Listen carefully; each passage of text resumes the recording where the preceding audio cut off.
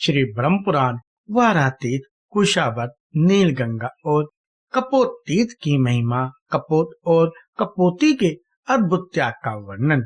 नारद जी ने कहा, भगवान, आपके मुख से कथा सुनते सुनते मेरे मन को तृप्ति नहीं होती। पहले गौतम ब्राह्मण के द्वारा लाई हुई गंगा का वर्णन कीजिए, उनके पृथक पृथक तीर्थों के फल, पुण्य और इतिहास पर भी प्रकाश डालिए। ब्रह्मा जी बोले, नारद, गोदावरी के पृथक पृथक तीर्थों, फलों और महात्माओं का पूरा पूरा वर्णन ना तो मैं कर सकता हूँ और ना तुम सुनने में ही समर्थ हो, तथापि कुछ बतलाता हूँ। जहाँ भगवान त्र्यंबक गौतम के सामने प्रकट हुए थे, वह त्र्यंबक के नाम से प्रसिद्ध है। वही गौतमी गंगा का उद्गम स्थान है। वह भोग और मोक्ष देने वाला है। दूसरा वारा तीर्थ है, जो तीनों लोकों में विख्यात है। उसका स्वरूप बतलाता हूँ। पूर्व काल की बात है। सिंधुसेन नामक राक्षस देवताओं को परास्त करके यज्ञ छीन कर रसातल में जा पहुंचा। यज्ञ के रसातल चले जाने पर पृथ्वी में उसका सर्वदा अभाव हो गया। देवताओं ने सोचा, यज्ञ के बिना तो ना यह लोक रह जाएगा और न परलोक ही। अतः अपने शत्रु के पीछे उन्होंने रसातल में भी धावा बोल दिया, परंतु इंद्र आदि देवता सिंधुसेन को जीत ना सके। तब उन्होंने पुराण पुरुष भगवान विष्णु के पास जाकर यज्ञ अपहरण आदि राक्षस की सब करतूतें कह सुनाई। भगवान ने उन्हें सांत्वना देते हुए कहा, मैं वारा रूप धारण करके शंचक और गदा हाथ में ले रसातल में जाऊंगा और मुख्य मुख्य राक्षसों का संहार करके पुण्यमय यज्ञ को लौटा लाऊंगा। देवताओं, तुम सब लोग स्वर्ग जाओ, तुम्हारी मानसिक चिंता दूर हो जानी चाहिए। गंगा जी जिस मार्ग से रसातल में गई थी, उसी मार्ग से पृथ्वी को छेद कर चक्रधारी भगवान भी रसातल में पहुंच गए। उन्होंने वारा रूप धारण करके रसातलवासी राक्षसों और दानवों का वध किया तथा महायज्ञ को मुख में रखकर रसातल से बाहर निकल आए। उस समय देवता ब्रह्मगिरी पर श्री हरि की प्रतीक्षा करते थे। उस मार्ग से निकलकर भगवान गंगा स्रोत में आए और रक्त से लथपथ हुए अपने अंगों को गंगा जी के जल से धोया। उस स्थान पर वारा नामक कुंड हो गया। इसके बाद भगवान ने मुंह में रखे हुए महायज्ञ को दे दिया। इस प्रकार उनके मुख से यज्ञ का प्रादुर्भाव हुआ। इसलिए वारातीत परम पवित्र और संपूर्ण अभिलक्षित वस्तु को देने वाला है। वहाँ किया हुआ स्नान और दान सब यज्ञों का फल देता है। जो पुण्य आत्मा पुरुष वहाँ रहकर अपने पितरों का स्मरण करता है, उसके सब पितर सब पापों से मुक्त हो स्वर्ग में चले जाते हैं। त्रिम्बक में एक कुशावत नामक तीर्थ है। उसके स्मरण मार्ग से मनुष्य कृतार्थ हो जाता है। वह समस्त अभिष्ट वस्तुओं को देने वाला है। कुशावत उस तीर्थ का नाम है जहाँ महात्मा गौतम ने गंगा का कुशों से आवर्तन किया था। वे वहाँ गंगा को कुश से लौटाकर ले आए थे। कुशावत में किया हुआ स्नान और दान पितरों को तृप्ति देने वाला है। जहाँ नदियों में श्रेष्ठ गंगा नील पर्वत से निकलती है, वहाँ वे नील गंगा के नाम से विख्यात है। मनुष्य शुद्ध चित्त होकर नील गंगा में स्नान आदि जो कुछ भी शुभ कर्म करता है, वह सब अक्षय जानना चाहिए। उससे पितरों को बड़ी तृप्ति होती है। गोदावरी में पर उत्तम कपोत तीर्थ भी है, जिसके तीनों लोकों में प्रसिद्धि है। मुने, मैं उस तीर्थ का स्वरूप और महान फल बतलाता हूँ, सुनो। बमगिरी पर एक बड़ा भयंकर व्याध रहता था। वह ब्राह्मणों, साधुओं, यतियों, गायों, पक्षियों और मृगों की हत्या क्या करता था। वह पापात्मा बड़ा ही क्रोधी और असत्यवादी था। उसके हाथ में सदा पाश और धनुष मौजूद रहते थे। उस महापापी व्याध के मन में सदा पाप के ही संकल्प उठते थे। उसके स्त्री और पुत्र भी उसी स्वभाव के थे। एक दिन अपनी पत्नी की प्रेरणा से वह घने जंगल में घुस गया। वहां उस पापी ने अनेक प्रकार के मृगों और पक्षियों का वध किया। कितनों को जीवित ही पकड़कर पिंजरे में डाल दिया। इस प्रकार बहुत दूर तक घूम फिर कर वह अपने घर की ओर लौटा। तीसरे पहर का समय था। चैत और बैसाख बीत चुके थे। एक ही क्षण में बिजली कौंधने लगी और आकाश में मेघों की घटा छा गई।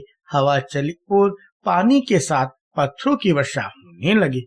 मूसलाधार वर्षा होने के कारण बड़ी भयंकर अवस्था हो गई। व्याध राह चलते चलते थक गया था। जल की अधिकता के कारण मार्ग का ज्ञान नहीं हो पाता था। जल, थल और गड्ढे की पहचान असंभव हो गई थी। उस समय वह पापी सोचने लगा, कहाँ जाऊं, कहाँ ठहरूं, क्या करूं? मैं यमराज की बातें सब प्राणियों के प्राण लिया करता हूँ। आज मेरा भी प्राणन कर देने वाले पत्थरों की वृष्टि हो रही है। आसपास कोई ऐसी शिला अथवा वृक्ष नहीं दिखाई देता जहाँ मेरी रक्षा हो सके। इस प्रकार भांति भांति की चिंता में पड़े हुए व्याध ने थोड़ी ही दूरी पर एक उत्तम वृक्ष देखा जो शाखा और पल्लवों से सुशोभित हो रहा था। वह उसी की छाया में आकर बैठ गया। उसके सब वस्त्र भीग गए थे। वह इस चिंता में पड़ा था कि मेरे स्त्री बच्चे जीवित होंगे या नहीं। इसी समय सूर्यास्त भी हो गया। उसी वृक्ष पर एक कबूतर अपनी स्त्री और पुत्र पोत्रों के साथ रहता था। वह वहां सुख से निर्भय होकर पूर्ण तृप्त और प्रसन्न था। उस वृक्ष पर रहते हुए उसके कई वर्ष बीत चुके थे। उसकी स्त्री कबूतरी बड़ी पतिव्रता थी। वह अपने पति के साथ उस वृक्ष के खोखले में रहा करती थी। वहाँ हवा और पानी से पूरा बचाव था। उस दिन देववर्ष कपोत और कपोती दोनों ही चारा चुगने के लिए गए थे, किंतु केवल कपोती लौटकर उस वृक्ष पर आया। भाग्यवश कपोती भी वहाँ व्याध के पिंजरे में पड़ी थी। व्याध ने उसे पकड़ लिया था, परंतु अभी तक उसके प्राण नहीं गए थे। कपोत अपनी संतानों को मातृहीन देखकर चिंतित हुआ। भयानक वर्षा हो रही थी। सूर्य डूब चुका था, फिर भी वह वृक्ष का खोखला कपोली से खाली ही रह गया। यह विचार कर कपोत विलाप करने लगा। उसे इस बात का पता नहीं था कि कपोती यही पिंजरे में बंधी पड़ी है। कपोत ने अपनी प्रिया के गुणों का वर्णन आरंभ किया। हाय, मेरे हर्ष को बढ़ाने वाली कल्याणमयी कपोती न जाने क्यों अभी तक नहीं आई। वही मेरे धर्म की जननी है। उसके सहयोग से ही मैं धर्म का संपादन कर पाता हूँ। मेरे इस शरीर की स्वामी भी वही है। धर्म, अर्थ, काम और मोक्ष की सिद्धि में वही सर्वदा मेरी सहायता करती है। मुझे प्रसन्न देखकर वह हंसती है और खिन जानकर मेरे दुखों का निवारण करती है।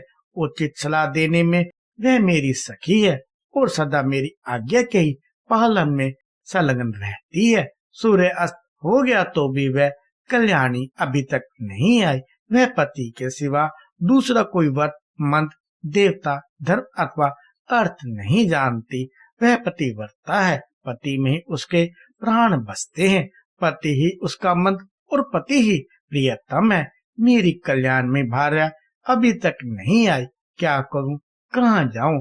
मेरा यह घर उसके बिना आज जंगल सा दिखाई देता है। उसके रहने पर भयंकर स्थान भी शोभा संपन्न और सुंदर दिखाई देता है। जिसके रहने पर यह घर वास्तव में घर कहलाता है। वह मेरी प्रिय भार्या अब तक नहीं आई। मैं उसके बिना जीवित नहीं रह सकूंगा।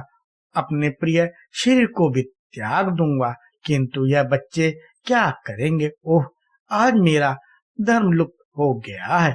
इस प्रकार विलाप करते हुए स्वामी के वचन सुनकर पिंजरे में पड़ी हुई कपोती बोली, खगश्रेष्ठ, मैं यहाँ पिंजरे में बंधी हुई बेबस हो गई हूँ। महामते, यह व्याध मुझे जाल में फंसाकर ले आया है। आज मैं धन्य हूँ और अनुग्रहित हूँ, क्योंकि पतिदेव मेरे गुणों का बखान करते हैं। मुझ में जो गुण है और जो नहीं है, उन सब का मेरे पतिदेव गान कर रहे हैं। इससे मैं निसंदेह कृतार्थ हो गई। पति के संतुष्ट होने पर स्त्रियों पर संपूर्ण देवता संतुष्ट हो जाते हैं। इसके विपरीत यदि पति असंतुष्ट हो तो स्त्रियों का अवश्य नाश हो जाता है। प्राणनाथ, तुम ही मेरे देवता, तुम ही प्रभु, तुम ही सुहृद, तुम ही शन, तुम ही व्रत, तुम ही स्वर्ग, तुम ही परब्रह्म और तुम ही मोक्ष। आर्य, मेरे लिए चिंता ना करो। अपनी बुद्धि को धर्म में स्थिर करो। तुम्हारी कृपा से मैंने बहुत तेरे भोग भोग लिए हैं। अपनी प्रिया कपूती का यह वचन सुनकर कपोत उस वृक्ष से उतर आया और पिंजरे में पड़ी हुई कपूती के पास गया। वहां पहुंचकर उसने देखा मेरी प्रिया जीवित है और व्याध मृतक की भांति निश्चित हो रहा है। तब उसने उसे बंधन से छुड़ाने का विचार किया। कपोती ने रोकते हुए कहा, महाभाग, संसार का संबंध स्थिर रहने वाला नहीं है। ऐसा जानकर मुझे बंधन से मुक्त ना करो। इसमें मुझे व्याध का अपराध नहीं जान पड़ता। तुम अपनी धर्म बुद्धि को दृढ़ करो। ब्राह्मणों के गुरु अग्नि है, सब वर्णों का गुरु ब्राह्मण है, स्त्रियों का गुरु उसका पति है और सब लोगों का गुरु अभ्यागत है। जो लोग अपने घर पर आए हुए अतिथि को वचनों द्वारा संतुष्ट करते हैं, उनके उन वचनों से वाणी की अधीश्वरी सरस्वती देवी तृप्त होती है। अतिथि को अन्न देने से इंद्र तृप्त होते हैं, उसके पैर धोने से पितर, उसके भोजन करने से प्रजापति, उसकी सेवा पूजा से लक्ष्मी सहित श्री विष्णु तथा उसके सुपूर्वक शयन करने पर संपूर्ण देवता तृप्त होते हैं। अतः अतिथि सबके लिए परम पूजनीय है। यदि सूर्य अस्त के बाद थका मांदा अतिथि घर पे आ जाए तो उसे देवता समझे, क्योंकि वह सब यज्ञों का फल स्वरूप है।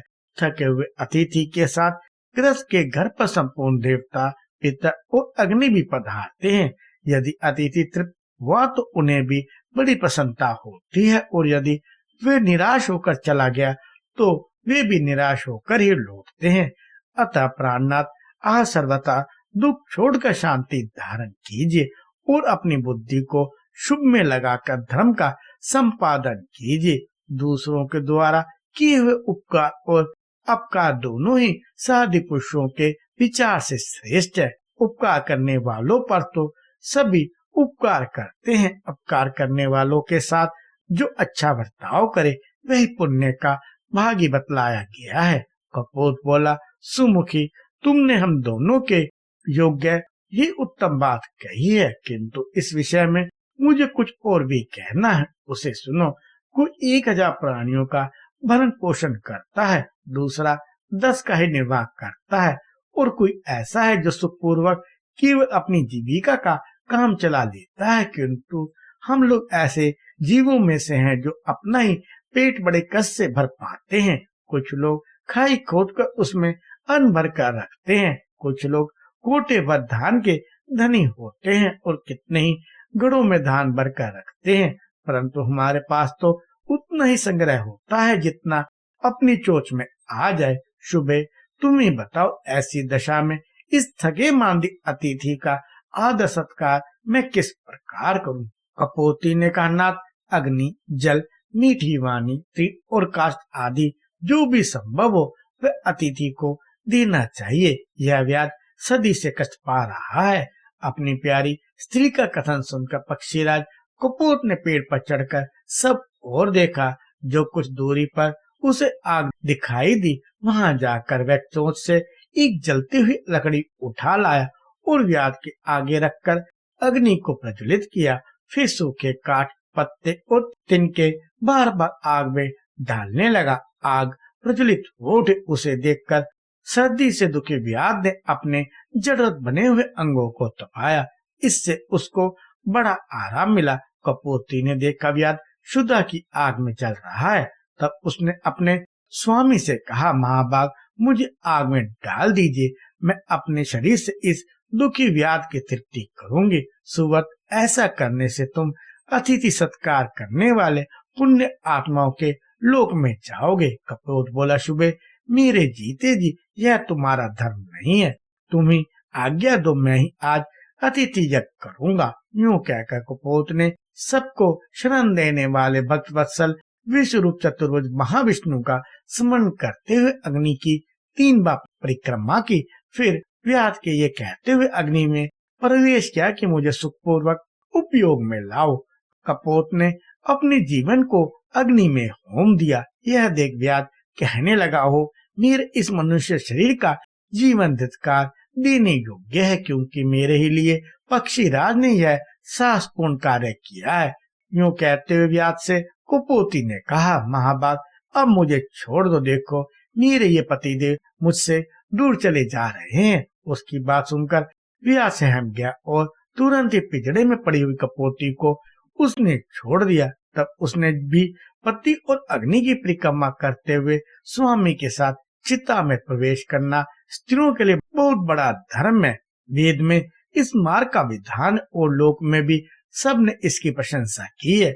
जैसे सांप पकड़ने वाला मनुष्य सांप को बिल से बलपूर्वक निकाल देता है, उसी प्रकार पति का अनुगमन करने वाली नारी पति के साथ ही स्वर्गलोक में जाती है। यूं कहकर कपोती ने पृथ्वी, देवता, गंगा तथा वनस्पतियों को नमस्कार किया और अपने बच्चों को सांत्वना देकर व्यास से कहा, महाभाग, तुम्हारी कृपा से मेरे लिए ऐसा शुभ अवसर प्राप्त हुआ है। मैं पति के साथ स्वर्गलोक में जाती हूँ। वो कहकर वह पतिव्रता कपोती आग में प्रवेश कर गई।